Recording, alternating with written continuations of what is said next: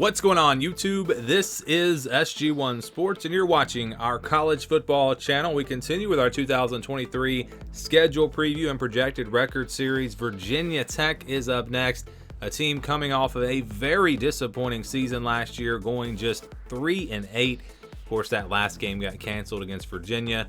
Maybe they could have got to 4-8, or maybe they would have been 3-9, but either way, a really disappointing year for them.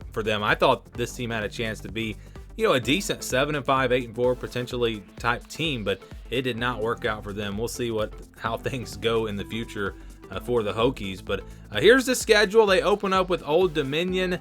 They will play them on September 2nd. Then they'll play Purdue on September 9th at home. And then it's a road game at Rutgers on September 16th. And then another non-conference road game, this time at Marshall on September 23rd. So they play all four of their non-conference games there to start off the season.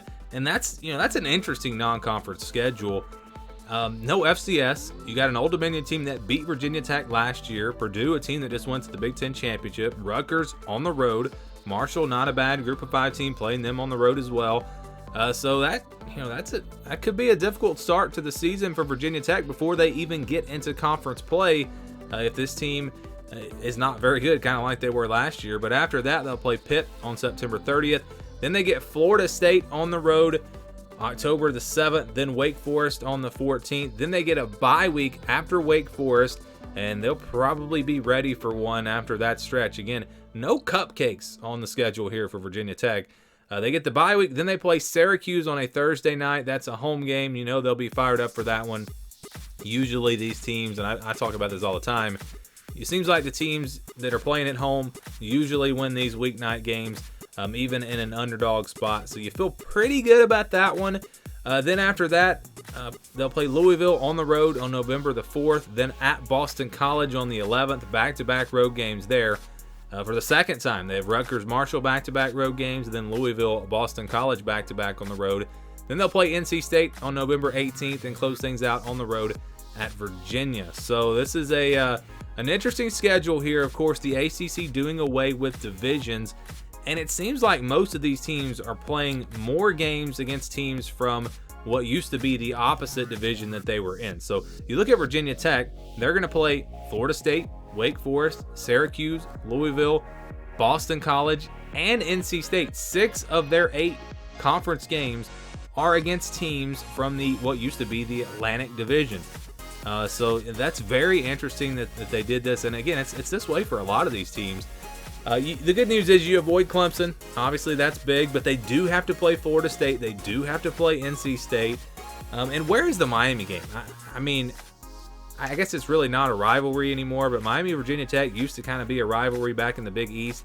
I'd like to see that matchup every year, but all in all, this is a challenging schedule for a team like Virginia Tech, just because, again, there are no cupcakes. Virginia, Boston College, those are games where you think maybe you could win. You've got those on the road. Some of the games at home are going to be tough. Pittsburgh will be tough. Wake Forest will be tough. NC State will be tough. Florida State's going to be really, really tough on the road.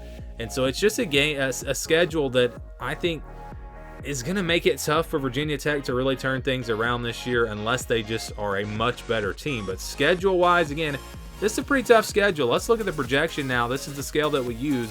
If it stays in the white, that means it's a 50-50 game, a game that I think could go either way. A game where the spread will be less than a touchdown. Under 20, over 80. Those are games where I think the spread will be 20 or more. 20-29, 71-80. Games where I think the spread will be about 10-19. 30-39, 61-70. Those are games where I think the spread will be about a touchdown, 6, 7, 8 points, kind of in that range. So let's get to it here. I think they'll be favored against Old Dominion and Marshall, but these are not going to be easy wins. Again, Marshall's a pretty good Group of 5 team. They have to play them on the road. Old Dominion beat them last year, so I don't think we can call Virginia Tech big favorites in that one either. They should be favored, I think, by about a touchdown in these games, 6 or 7 points, but it's kind of hard to say. And again, at this point, how good is Virginia Tech going to be? Are they going to make a lot of improvements this offseason?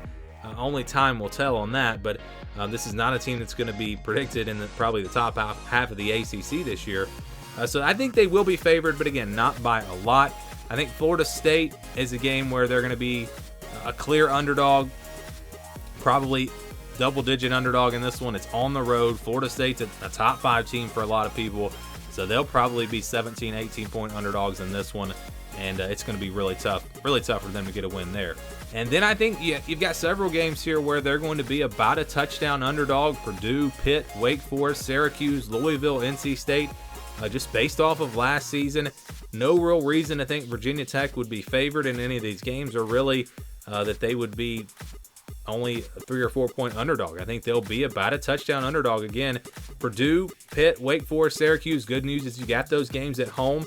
If you can get something going, and it's, they have a great home field advantage. If you can find a way to win some of these home games, that's really how you could possibly turn this season into a really successful season.